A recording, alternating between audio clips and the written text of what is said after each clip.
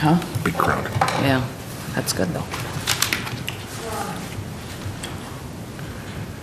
I'd like to call the meeting to order. Please stand for the pledge.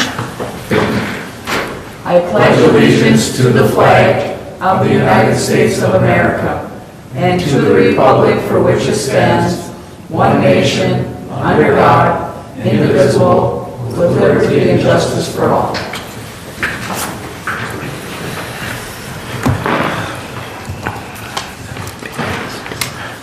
Roll call, Trish. Mrs. Brew? Here. Mr. Kramer? Mr. Menegini? Here. Mr. Oja? Here. Mr. Pop? Here. Do I have a motion to excuse Brett? I make a motion to excuse Brett Kramer. Support.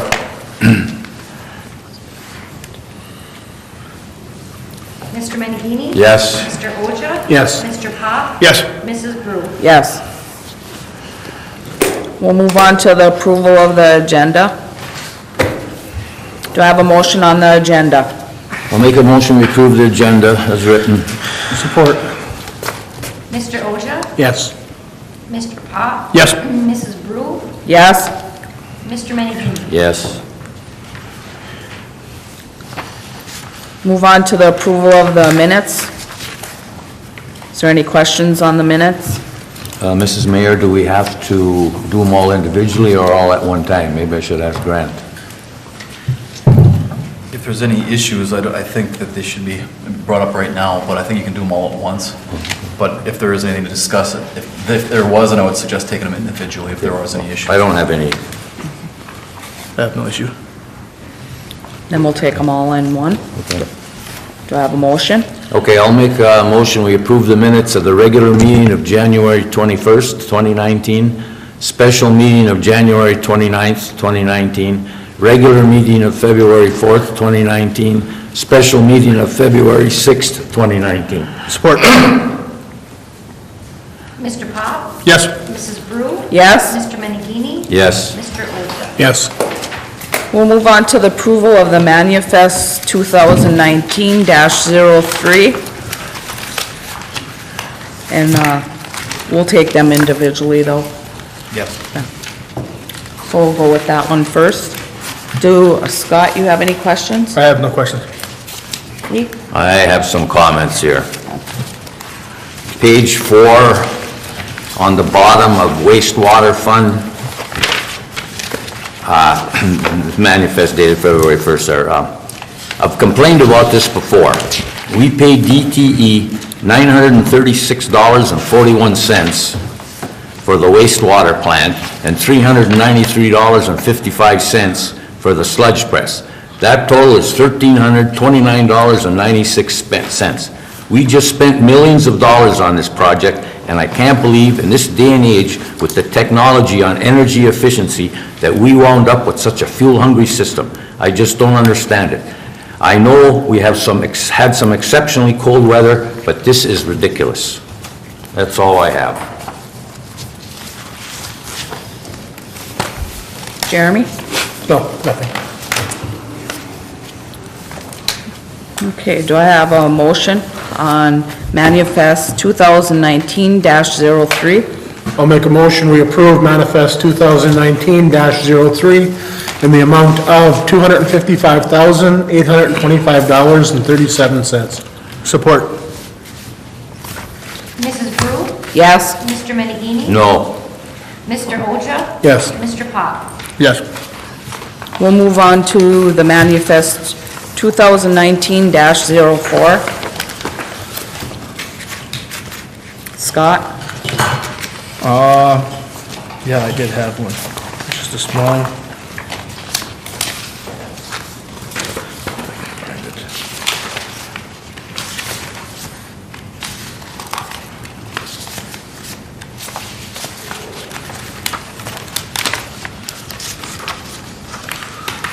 On page 6 of 8, in the wastewater fund, there's maintenance equipment, spraying systems company, a valve seat for $69. What's a valve seat? I'll have to double check for you.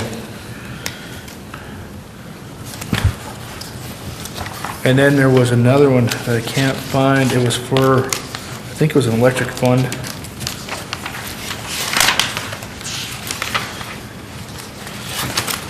That's all I got. Lee? Nothing. Jeremy? Do I have a motion on 2019-04?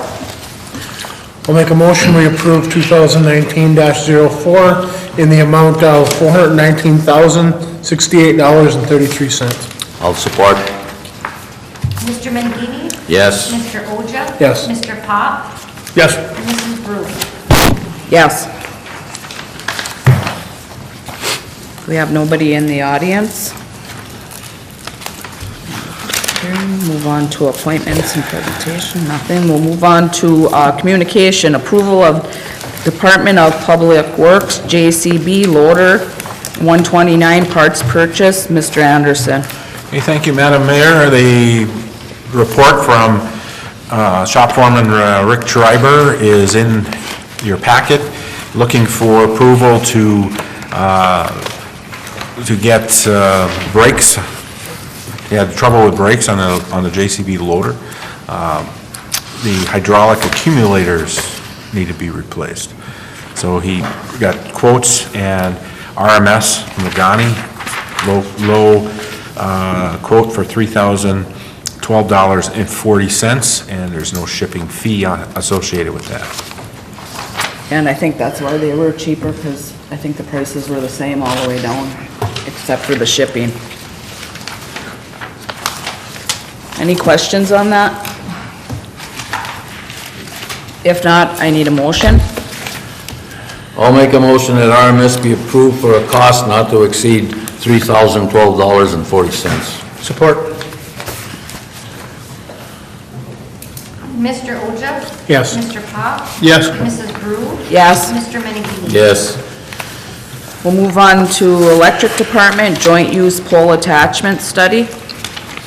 This is something we tabled a few meetings ago, and we went back to the drawing board, talked with the department, talked with Empower, and we worked on process of doing the inventory in-house. I think that's what council actually wanted us to look at, and we did purchase a couple of tablets, Samsung tablets, which we'll be able to utilize for a number of other operations. I had discussed with all of the departments about the possibility of transitioning, if they're interested in having this technology with them for the field. There's a number with our GIS system, there's a number of opportunities. They were very interested in all the departments and really being able to have the access. So I thought that this was a good opportunity to move some of that forward. We do still need Empower to work in-house basically, or in their on the network to help with the data once it's collected from the polls. And so their price is now $6,000 to handle that work for us. And this isn't something that we can do ourselves. We would need assistance regardless. I do have monies in the budget on a regular basis, on an annual basis, for this kind of computer support. So,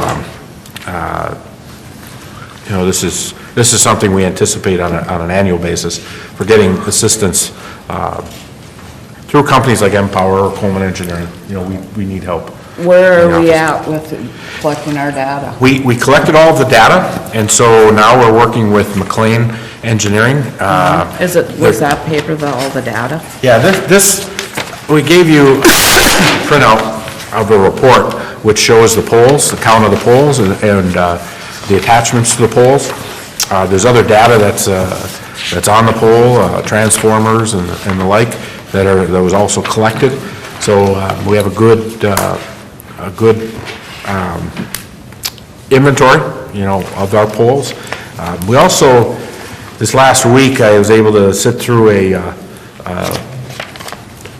teleconference basically a presentation from Mr. Knowles. He came up to Lansing and met with both the MMEA and the Michigan Public Power Association, which is a sister organization with the Michigan Municipal Electric Association, and gave a presentation on the whole pole attachment process that we're going through. It's a lot more sophisticated than even 5 years ago with these agreements, and so it was pretty eye-opening, even though I've been involved the last couple of years pretty hardcore on with the 5G legislation.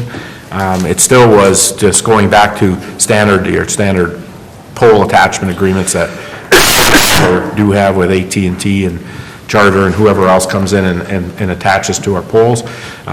There's a lot more to it as far as contract language and actually reimbursements that we haven't been seeking. And what I mean for that is when we go out and we are required by law to inventory to make sure that our contract numbers are up to date. We also, it's good because if an attachment happens where we're not aware of, say a telephone comes in and makes an attachment and doesn't tell us, if we do in our inventory find that, we have an amount that we can charge and we can go back 5 years on that charge. So we don't have to tinker around with them to find out when they put it on. We can just, it just says right in the law, you can assume 5 years. And we also, and we have a number of poles that we have to evaluate with a telephone that, they're too short. And so if we have to install a new pole to increase the height of the pole because of the attachment, that's a cost 100% borne by the requesting company. So those are parts that we're going to definitely be moving forward with in this new agreement and also in how we manage the agreement. So there's more work on our end, but it also protects us. There's a lot of protections that we have now. Ray, on that, say I got a extra pole in my yard because I got an exceptionally long drop, and then Marvell comes along or AT&T comes along and they attach their line to it. They still have to pay for their share of that pole, of the new pole going in? They don't, it's not a per share of the pole. What it is it's the agreement of the price to attach to the pole. And then the calculation that McLean Engineering is going through for us is taking into account depreciation costs and other maintenance costs that we have on the pole. So it's more than just how many attachments we have and what kind. They're actually looking at the pole and looking at how it's with our whole system and how it ties in with the system. It's complicated, but they're well versed in doing this. They're used to it. We've got a conference call coming up here on Wednesday afternoon, which we're going to go through the number of other data points that we have to get to them to complete their evaluation. So. What other things are they looking for? Well, they look for all sorts of different types of accounting data that we have from our fund. So they want to get an idea of how the poles and the pole infrastructure fits in with the total fund. So we have to walk through it. They gave us a whole list. In fact, I think I attached it in with the, there's a printout if you look at total plant accumulated depreciation, materials and supplies, construction in progress, fixtures, overhead, they have a whole series of questions, and so we wanted to, rather than try and figure out exactly what they're looking for and what they actually need, because we'll probably not be able to answer 100% of their questions, but we should be able to give them a little more data, out of our budget.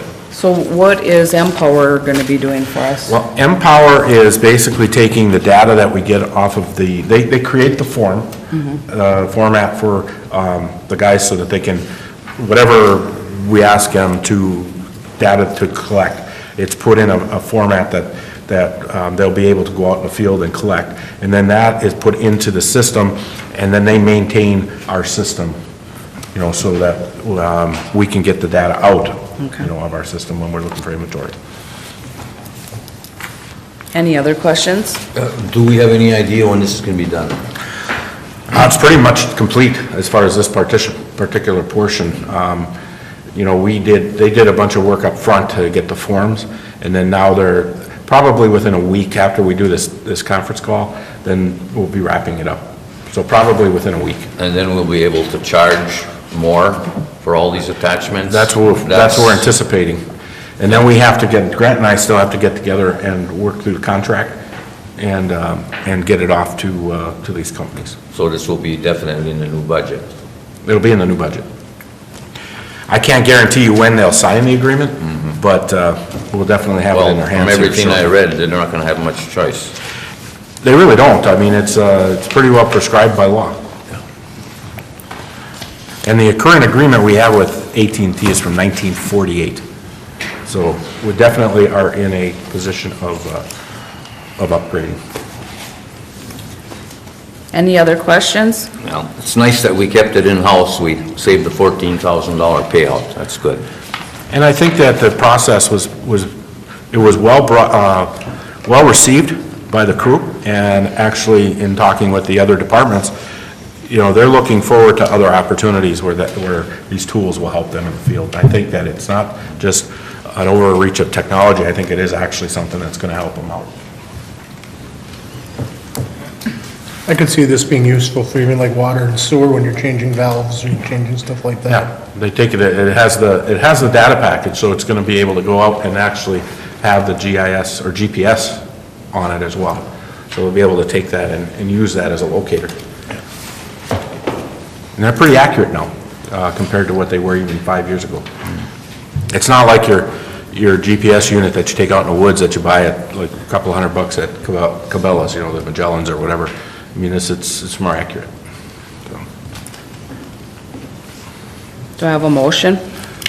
I'll make a motion that the Empower be approved to perform pole inventory assistance for a price not to exceed $6,000. Support. Mr. Pop? Yes. Mrs. Drew? Yes? Mr. Menegini? Yes. Mr. Ogier? Yes. We'll move on to the approval, stormwater assessment management, wastewater saw grant pay request number 10. We've brought these before council in the past. This is number 10. They continue to work on our asset management program.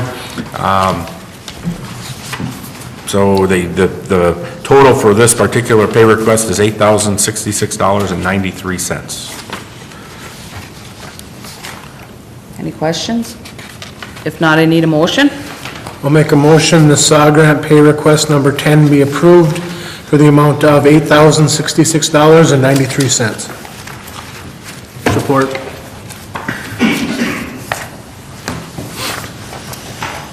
Mrs. Drew? Yes. Mr. Menegini? Yes. Mr. Ogier? Yes. Mr. Pop? Yes. Move on to the approval, Sturgeon Falls Hydro Unit Number 4, generator repairs, change order number 1. Okay, the council approved original project for $17,000. That was to get in and start tearing apart the gearbox and tearing down. I did ask Myron, and once they were able to evaluate or take a look at factors that they're dealing with, come up with, not only did they get a price for the bearings and guide bearings, but they also put together a labor price for completion or for reinstalling. You know, so finish up dismantling and then also reinstallation of the bearings. So the total for their estimate is, on this particular change order, is $121,870. So it brings the total cost of the project to $139,790. And they do provide a schedule as well, which I requested, and that schedule does have them complete by the 1st of April. We don't know anything on the gears as of right now. No, they were down today finishing up. I didn't get a report at the end of the day to see exactly where they were at, but I did get a call this morning that they were back on site. And they had they estimated 1 to 2 days to complete getting the gears completely out.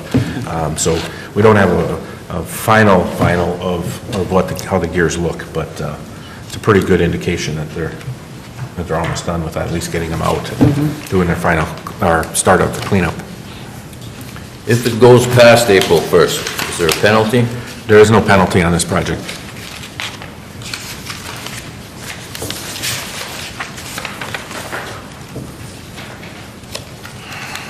I don't think that, this particular project has been handled on a time and material basis.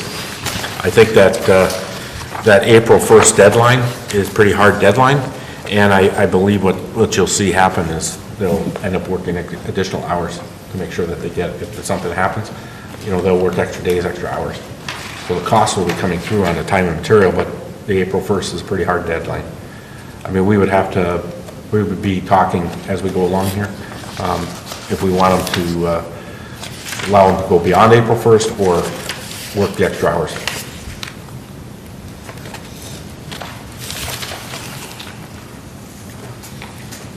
Any other questions? If not, I need a motion. I'll make a motion, Sturgeon Falls Hydro Unit Number 4, gearbox and bearing repairs, change order number 1, be approved for a price not to exceed $121,870, bringing the total for the project to $139,790. Support. Mr. Menahini? Yes. Mr. Oja? Yes. Mr. Pop? Yes. Mrs. Brew? Yes. Move on to Resolution 2019-02, General Utility Service Rate Resolution for fiscal year 2018-19. Mr. Anderson. Okay, this particular agenda item is something that came out of discussions we had concerning the increase that we just received starting in January, about a 12% increase across the board in our cable subscriber rate that the city gets charged, and that's a per month per subscriber per customer charge that we get from these companies. So when we looked at it last year, we went through budget hearing, we were trying to remember the exact number, but I believe we were about $18 short, $16 to $18 short, which means that the fund, the internet and the phone and some of the other components within the communications fund was actually subsidizing the video. That had been a long-standing practice at the city that we wanted to have, or we consciously looked at these below-market video pricing, for our customers. And unfortunately, with the massive increases, the repetitive increases that we get, it's just, we're getting farther and farther behind. This past year, we raised the rate by $10 across the board, and I think that obviously that was less than what we needed in order to break even on a subscriber fee that we're getting charged. Weren't we losing still $7 per customer? Yep. We had to pay. Yeah, it was about $7 and some change. With the 12% increase, we're back. We went backwards for the last 6 months here. We'll go backwards again. So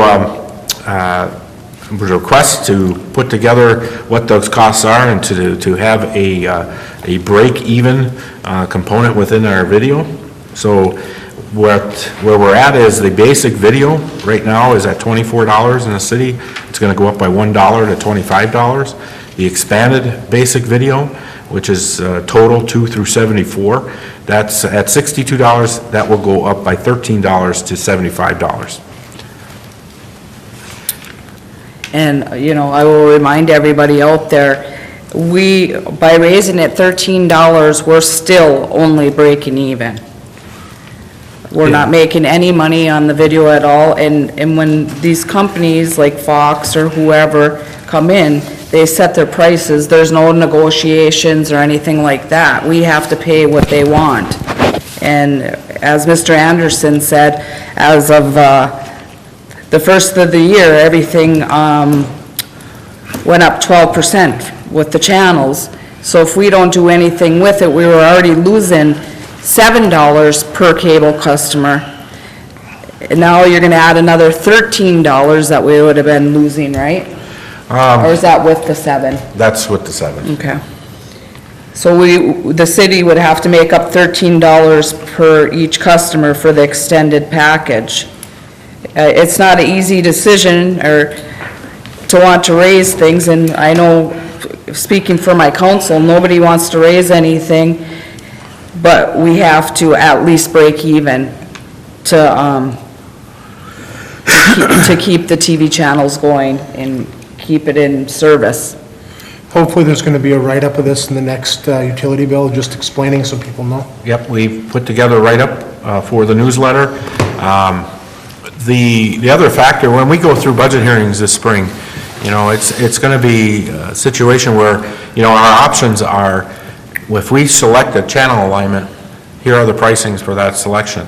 So there might be some options that we have to consider and definitely want to hear from our viewers, but basically, you know, we could package, there could be lower cost options on some of the channels that we're selecting. And I know one in particular that we have to evaluate hardcore is the Viacom package. One of the areas that we're going to try and communicate to everybody is how these packages are set up. So Viacom, you know, that has MTV, CMTV, Nickelodeon. There's like 5 to 7 channels that are all packaged. You can't have one without taking the other 6, you know, and there's only really a number of these companies that package these channels. So they take a very popular channel and then they throw in a number of others. And so, you know, that's one way to evaluate the offerings, is to, you know, maybe not have those channels and go and look for similar type of viewing that's much cheaper. The other we mentioned was that some of the most popular are sports channels, or some of the most popular, but they're also the most expensive. I mean, you look at Fox Sports, you look at Big Ten, you look at the ESPN, you know, those are 3 of the top costs that we have. Not suggesting that we just dump them, but I'm just saying that that's how our costs are. And I gave this to you a month ago. When we had issues with Channel 3, you get CBS, NBC, ABC, you know, we have no option on where we can go there. Or not even a limited option, we have no option. The option is have it or not have it from this particular station. And they're only outspent or charged by ESPN and Fox Sports. I mean, they're like the most expensive we have. So they're not free. You know, they're very expensive. And I know, like, a question I've got from people in the community, they'll like pick, well, why do we have this, why do we have that? And I know you explained it, and you explained it very well, but a lot of them, they give you a good channel that everybody wants, and then they add 3 or 4 different channels that majority of the people aren't watching, but we don't have a choice in that. When you take the channel that you want, you have to take the channels also that they give you. Well, I got a couple comments here I'd like to make about that. As a senior citizen, I don't even want to admit I'm a senior citizen, I'm against the rate hike. I really feel for those who can't afford it. Nowadays, TV is considered a necessity. I can remember when it was a luxury. Norway was the first municipality in the state of Michigan to have their own TV cable system. I think it was 1953, maybe 52, and I really would hate to lose that. It's a completely different world in the field of communications now. The city added phone service, internet, then going digital, high def, fiber, giving our customers a good rate and service. The field of communication is changing and fast. We can no longer afford to subsidize our communications department from other funds. They must stand on their own. We have to adjust rates and stay at least even. With the work to be done at the hydro for maintenance and upgrades to our electrical system, we cannot count in money coming from that department. We cannot continue this course of action. So in the best interests of the city, I will vote yes for the increases. I believe no one here wants to raise rates, but we have to. I feel if we can't provide good service at a fair price and not lose money, we don't belong in this business.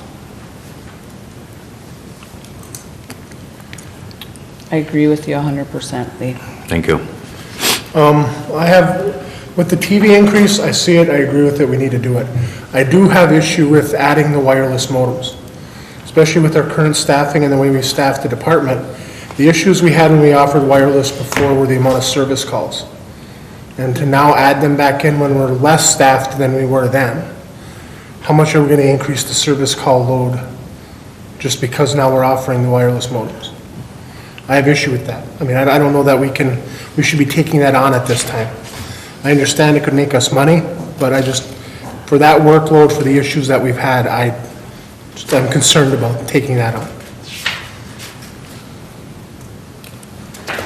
And we are less staff in that department, because last year during budget, we cut half a man. a man, because we were so far behind in this department for budget-wise, and I hate to see, I don't want my bill to go up $12 or $13, but it's not up to me, it's the city that's losing money on this.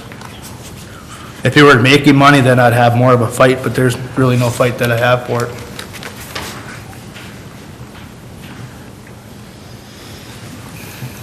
Any other comments? If not, I need a motion. I'll make a motion that the attached resolution 2019-02 be approved. Support.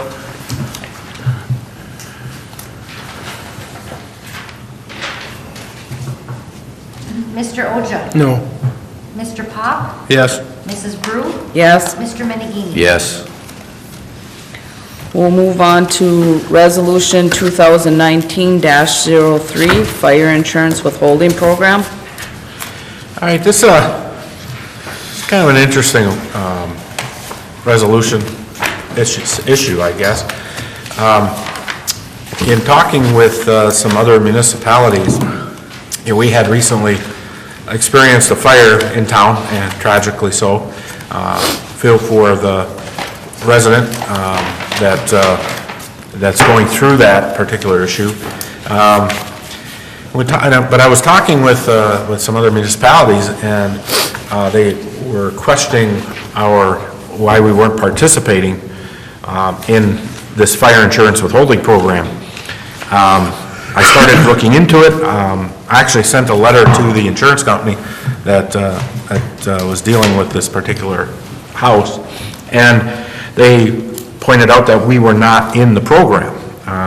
This program was originally developed in the 50s and was updated again in the 1998.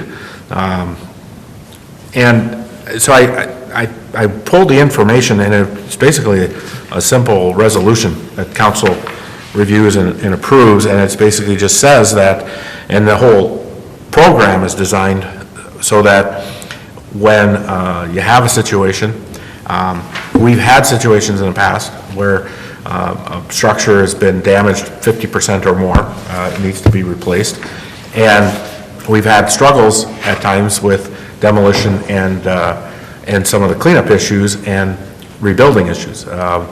So what this fund is designed for is that the insurance company would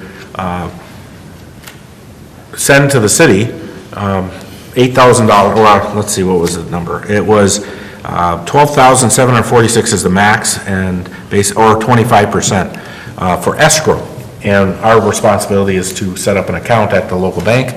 The money would go into the escrow account, and what it's used for, or therefore, is to ensure that the property is cleaned up, demolition is done, and when that is complete, the escrow is released. So it's not the city's money, but it is there in case a homeowner were to decide to walk. That has happened. That's why the program is in place.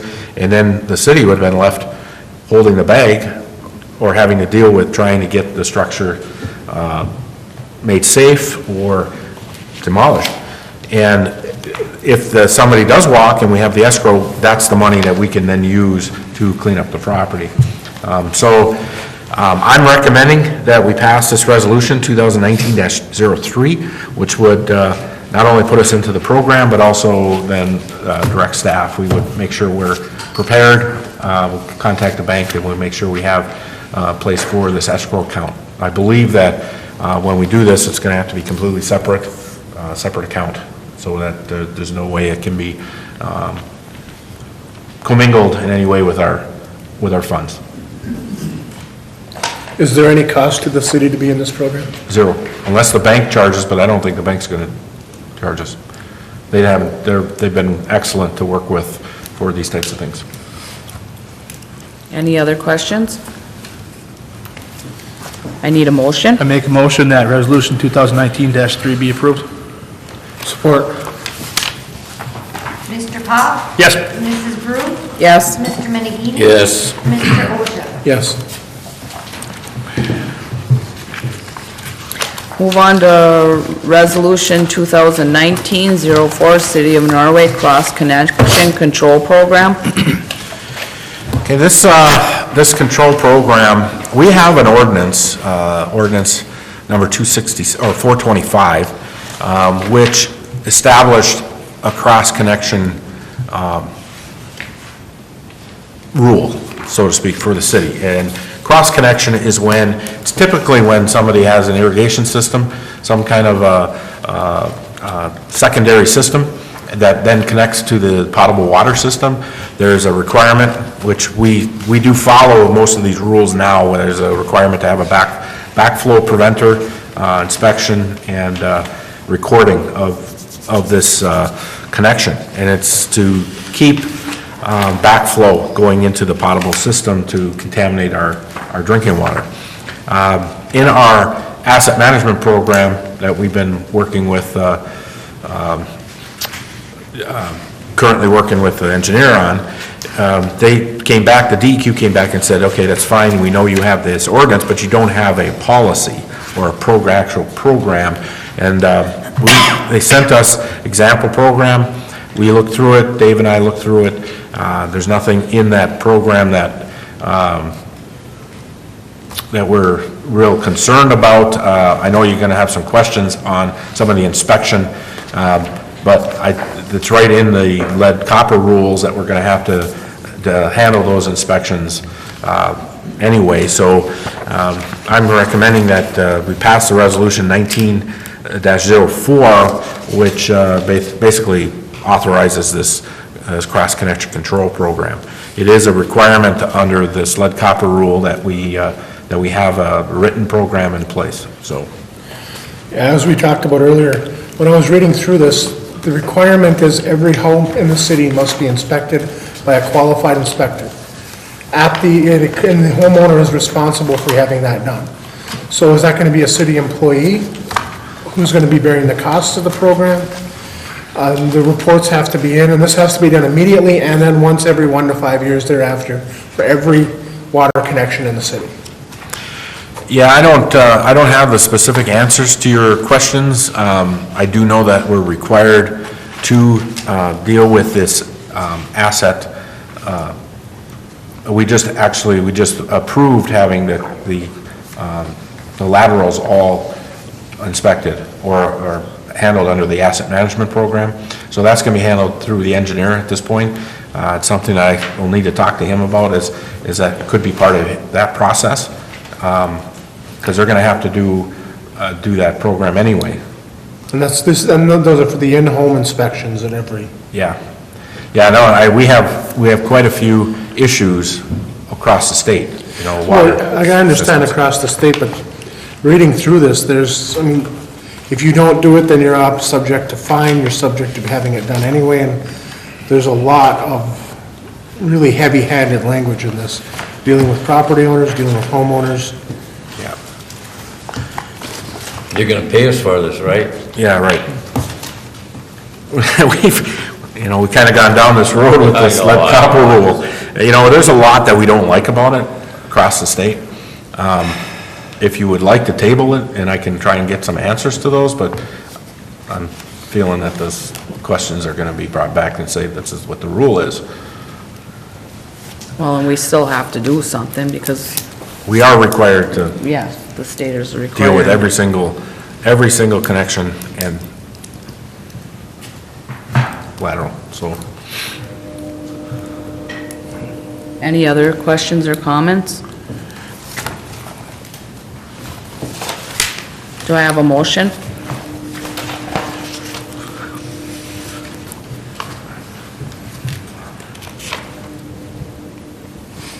No motion?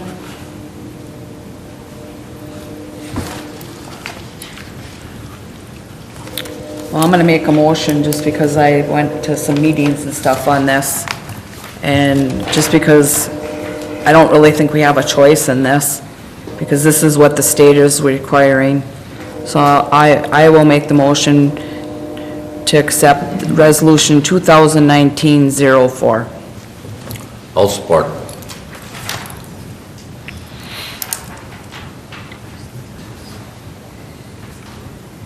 Mrs. Brew, Yes. Mr. Menegini, Yes. Mr. Oja, No. Mr. Pop.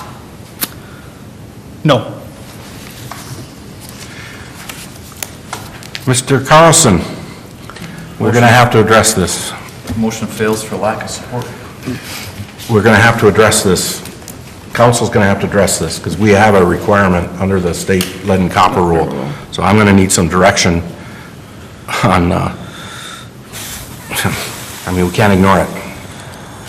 I mean, they're going to fine us. Right, we're gonna get fined if We will get fined for not having the program. My interpretation, listening to the council, listening to the concerns of Mr. Oja, and not putting words in anybody's mouth, but I think that the frustration that the council has demonstrated in the past for things that are imposed upon us by Lansing and not having the funding to enforce them, to support them, and to follow through with it, I think is getting exhausting. And I think the people in Lansing are a bit out of touch with our communities and the funding of those communities. What I'm hearing from the council is that their frustration is boiling over and they're getting sick of it, but they also want some more information perhaps to have some of their questions answered. So I'd be happy to work with you, Mr. Anderson, to help provide some additional information perhaps as a follow-up, as well as maybe some of the ramifications if we don't get it in black and white perhaps, and be able to lay that out for council's consideration in the event we bring this back with that additional information. I can appreciate that, Mr. Carlson, and that is the direction I need from the council.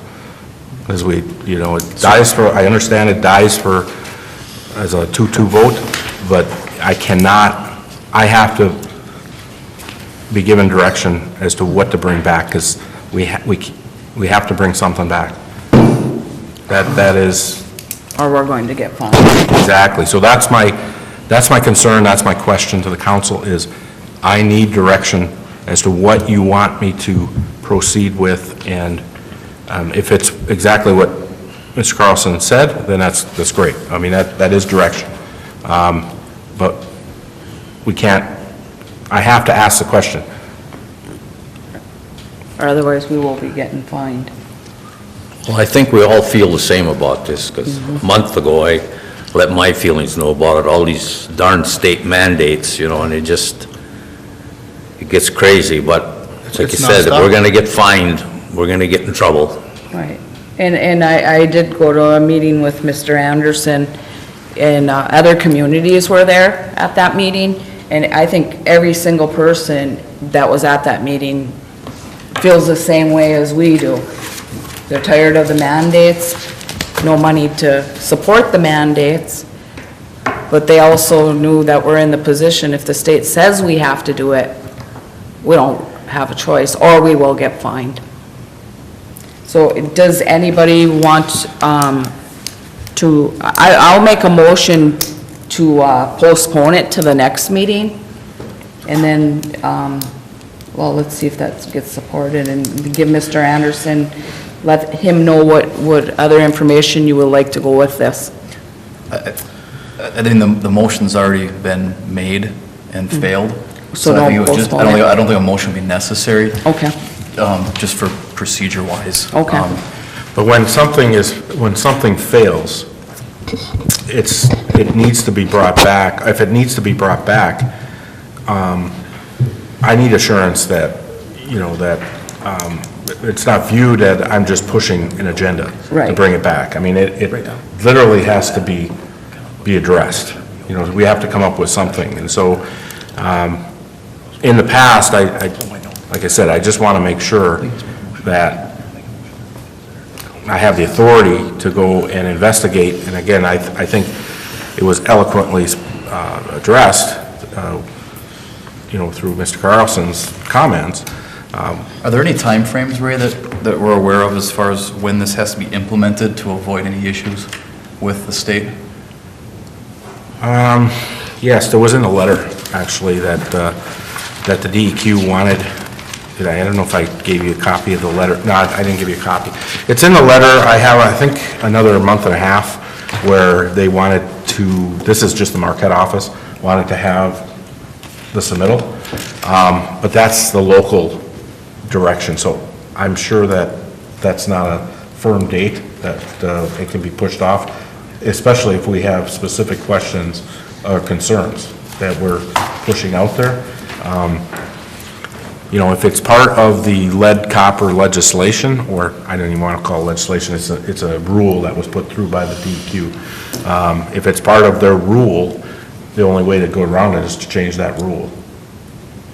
You know, but if it's not part of the rule, then it's ways we can work within our own policy, you know, to fit the minimum standards of the rule.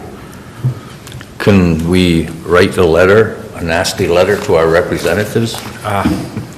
We can do whatever your pleasure is. I think from a state standpoint at this point, our legislators have been spoken to and are being spoken to. There's actually, I believe, some litigation that's in the hopper downstate. So the whole rule is not, is being addressed. I think where your letter probably is going to be directed towards. It's not really, don't want to direct it at the folks in Marquette, because I think they're frustrated as well. We were at the, like I said, Kenny, we went to the meeting, and the fellow that came in and gave the presentation, he pretty much took it, you know, and he's been taking it. And if you give us a chance to maybe ask those questions, and then I can come back and report back. Well, for me, things like exactly how is this program going to be administered? How is it going to be run? Right now, it's just saying we have a program, we want to do something. How? How are we going to fund it? Where is it coming from? Who's inspecting? Who's doing all that? And they might want, More specific information than just, yeah, we're going to do it. and they might want a qualified plumber to do it. It says it has to be At a... 60 bucks an hour. Well, no, it's in there, it has to be, and the inspector has to be approved. It's an approved inspector. Yeah, but they don't say what No. has to be approved. Right, but then who is an approved inspector? Is one of Yeah. our employees? Is it, like you said, does it have to be a plumber? Is it a contract thing? More information as to exactly what's going on with the program. I will ask those questions, Jeremy. I can tell you, though, that in the past, when we questioned them on those kinds of specifics in the lead copper rule, they've had a very arrogant response. Not the folks from Marquette, but the folks from Lansing. And it's basically, it's your responsibility. And that's about the level that they've left it. I'll get more answers talking to the folks up in Marquette than I will down in Lansing. And that's why they're getting sued. That's exactly why they're getting sued, because there's actually, in dealing with these, you know, going onto somebody's property, you know, there's issues with the Constitution. Right. The state Constitution, about us getting on public property. So, you know, there's a lot that's going on here. I will ask them some of those questions, definitely. And it's not like when we did the water meters, yeah, we went onto people's property, but they called us to change the meter. It wasn't like we were forcing it. Right. Yeah, there's a different segment of the statute dealing with the water meters. You know, it's actually in our ordinance, and I don't know, Grant, I don't know if you've actually had that question before, but it's always been an understanding that the meters, you know, those are owned by the city, and we use them in order to be able to handle the billing and in our operation. So Right. we're not tearing up the property, we're just accessing the property. And there's actually, if you take our utility service, you're giving easement to allow us to go and maintain and, you know, work with those meters. But, well, yeah, like I said, who are people being required, or they're going to be fined to let come onto their house, go into their basement? Because that's what this says you have to do. Every immediately and then once every 1 to 5 years as determined by somebody. Who determines that? Some bureaucrat. Well, no, that's, the city determines that, but who at the city? Municipality, the owner of the utility determines that. So where is the setup for that? We don't have any specifics, it's just, here's the program we're gonna do. Okay. Now, is there something that we could have somebody, you know, some kind of ordinance, if you have the secondary, or whatever, for your lawn, or whatever, water systems, that the homeowner has to provide it? Yeah, Instead the of the city. the backflow prevention is typically when somebody ties in 4 irrigation systems. Right. That is, Right, there's no other. but that's there's not no how it reason. says in here. I understand that, and that's why it's in place, but that's not what the program says. Okay, we'll move on to the approval of special event application, Jake Mangini Museum Craft and Vendor Show. Okay, this is a standard annual event that the museum's been hosting. They have it down at the American Legion. The request is actually, we put it in the form of a special event, but it's approval for the temporary signs. They want to put a sign out on the corner of 7th Avenue or US 2 and Main Street on the southwest corner, and they'll be on a public sidewalk out in front of the Legion building. They're just asking for permission to do that. The event is being held on the signs will be out March 15th through the 16th. I believe the event is on the 16th. Any questions? Do I have a motion? I'll make a motion the special events application for the Jake Mangini Museum Craft and Vendor Show be approved.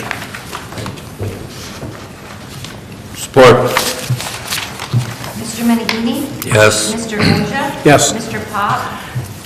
Just one question on this, sorry. Is this gonna affect, because the snowbanks are so high, vision of any other roads coming in? I mean, it's already hard to see around corners as it is. Yeah, that corner, if you're coming out on Main Street, out onto the highway, heading north, that could be an issue depending on the placement, you know, if you're gonna try and make a right turn onto the highway. The other side is if you're just making a right turn. Yeah. So that one wouldn't be affected, but could be. I mean, it'll come down to placement. Now, by that time, I'm hoping that we don't have that issue. And we are going out and we're removing snow from the highway. We're gonna be doing a lot of snow removal this week, so I'm hoping that that's not an issue. I support.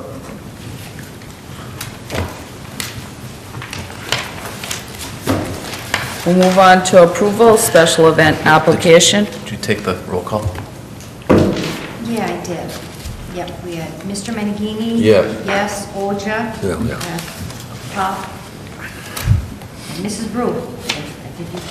Yes. I think she is. We'll move on to approval, special event application, Norway Spring Classic. Another annual event, excellent event for the city of Norway. Thank Mr. Adams for again putting this event or managing this event. A lot of good people working on the run, the spring run. It's April 27th. The route is city streets. It's the same as in the past, so we're just asking for permission to utilize the streets. This is a great event. This brings in a lot of people. Last year was the first time I've actually went up to the start and finish. You know, being right next to the school where they start, you know, I was just watching it from the house, but my kids actually ran it last year, so I was a little bit closer. There's people from a lot of different areas that come in for this. This is a great event, a great event for our area. And hopefully their concerns about snow are not common either.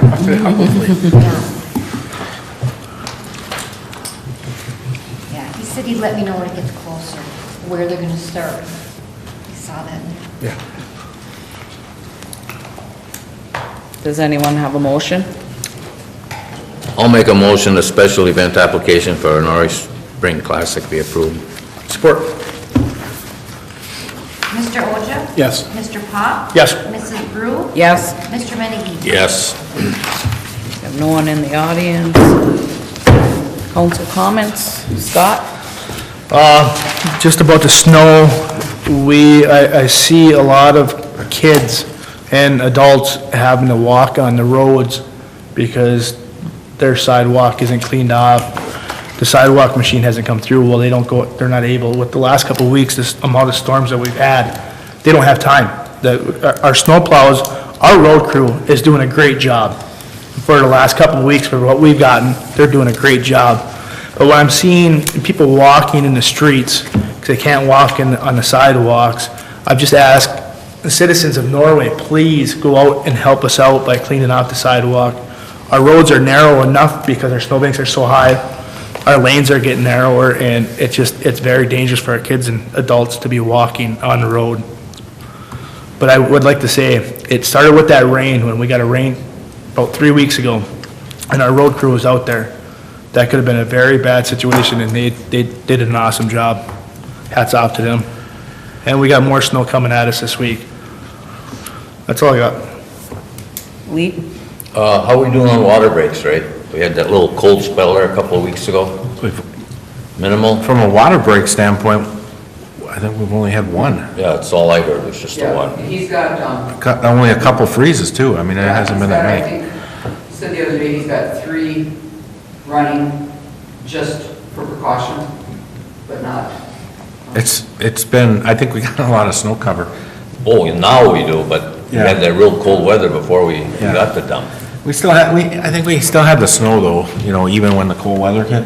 We were lucky to have at least one good snow. It's been pretty minimal. So I'm attributing that, but in the streets though, it's getting down there now, and that's where we're starting to see a little bit of issue. On TV6 News tonight, they had a little talking to the Dickinson County,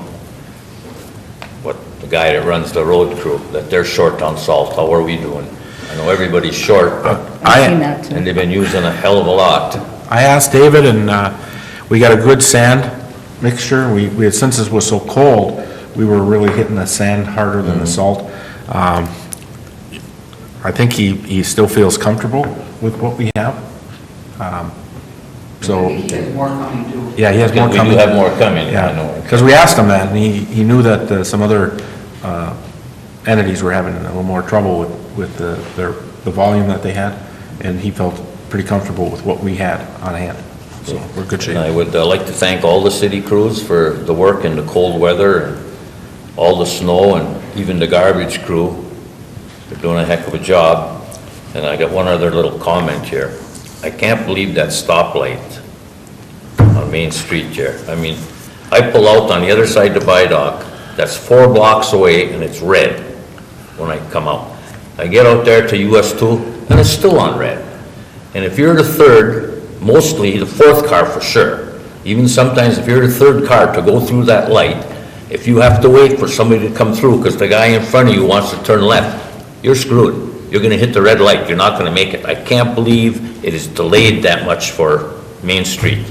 Can we do anything about that? Have you been getting complaints? I can't believe you. I haven't. I called on it one time, It's because it sat terrible. there and sat there and Yeah, sat it's there. terrible. I haven't gotten any complaints. No. Personally, but I do know, I mean, I've heard of some of the complaints. I did talk with someone at MDOT about a week ago, and hopefully they were gonna come down and check it out. Because I said the same thing, it's supposed to be on a camera, it's supposed to be when you come up. Oh, that's, no. Yeah, I don't believe it either, and when I go up there, I actually watch and time it to try and see how much, because sometimes when you're sitting for 2 to 3 minutes, it feels like 10. Well, So yeah, I want to yeah. know exactly how long, and I've sat there for 3 minutes. But yeah, I think it's not time. It's out of whack, something's wrong, because like even if, say I'm right by Turry's place there on the corner, that's 2 blocks of the stoplight, and it turns green. By the time I get there, Yeah, you're not gonna make it. you're not gonna make it, it's red. I mean, come on, it's ridiculous. I'll call up again. Yeah, okay, that's all I have. I'll follow up on my conversation. Okay, that's all I have. Jeremy? Nothing. I also would like to compliment our crew. I know there's people out there, you know, I know everybody wants to get everything cleaned up as soon as possible, but our guys have been working long hours and they're trying to get everything cleaned up. And I think they're doing a pretty good job for, being that we were dumped on day after day. And now they're gonna start working, I think they told me, cutting down the snow banks. So eventually we'll get it all done, but please be patient.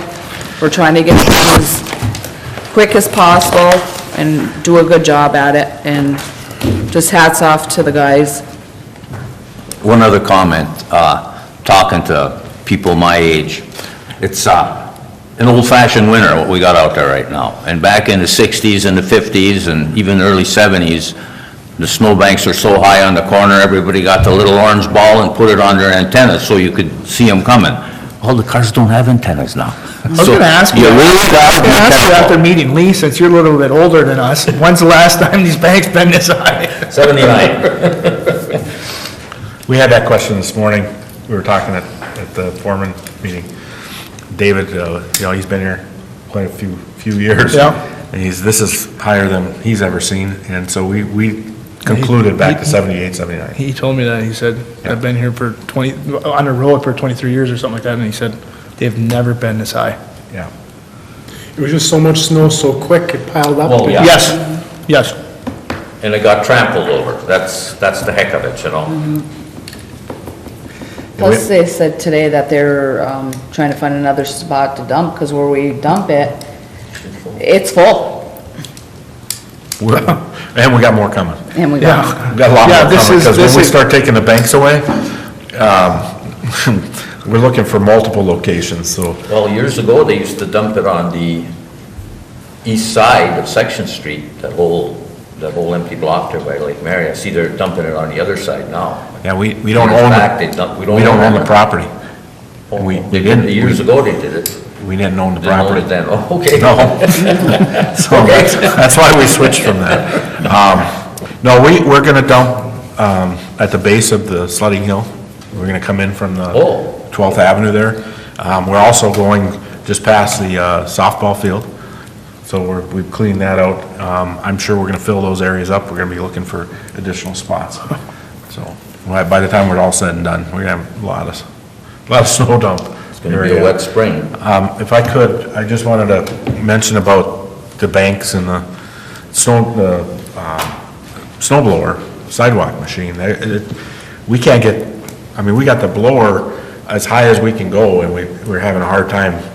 It just Yeah. comes right back down onto the sidewalk. So we're having issues, you know, now even being able to use the sidewalk machine. So that's, I think I remember a number of years ago, we ended up doing this. We went down side streets, our streets, and took the boulevard snow away, because we just don't have any place to put the snow. I think once we get the corners, and we're gonna start with US 2, that's the first area we gotta hit. I think we're gonna end up going down pretty much the center heart of the community and start getting rid of some of those snowbanks, because it's just crazy. I mean, we can't, like you said, the roads are getting, we're losing width on the roads, because we just don't have any place to put it. It's frustrating to residents, because they go out and they clean out their driveway, if their driveway's off the road, and then we have nowhere, the snow's just being pushed all the way down the street. As soon as it hits a sidewalk or a drive entrance, the whole thing just goes right in, and I mean, you don't have any place to put it. So we're gonna be out for at least a couple weeks now, trying to get rid of snow. Then if we get another 8 inches, you know, let's just start all over again. So, yeah, and another thing I wanted to mention too, you know, if there's a fire hydrant close to your house, we're trying to get them cleaned out. But if there's one close to your home, you know, if anybody could get out and dig them out, because if we have a fire and these guys gotta look for a hydrant, we're gonna be in big trouble. I mean, I noticed the city crew try to get, they're out digging them out now. Yeah, that's one of the Yeah. priorities. is trying to dig them out, but if you see one, or, you know somebody that would, shovel them out, that would be great. This will tell you how nice we've had it over the years. I mean, we used to put the flags on the hydrants, you know, that was one of the things before winter hit. And we haven't had to do that for many years. You know, so that's how we find our hydrants back in the big snow time. Just remember, this is supposed to be a warm, dry winter according to the almanac. Thank you, farmer. Who's that farmer? That's all I have. Grant? Just wanted to thank the citizens and the parents at the Norway schools. It seems as though, I drive by every morning, it seems as though we have had compliance with the new ordinance, keeping the thoroughfare clear for the buses. Seems to be a lot smoother, seems to be a lot less congestion, and I've noted that the city police have been there on a regular basis, informing, discussing, and chatting with people, and it seems as though it's working, and they've been doing a nice job.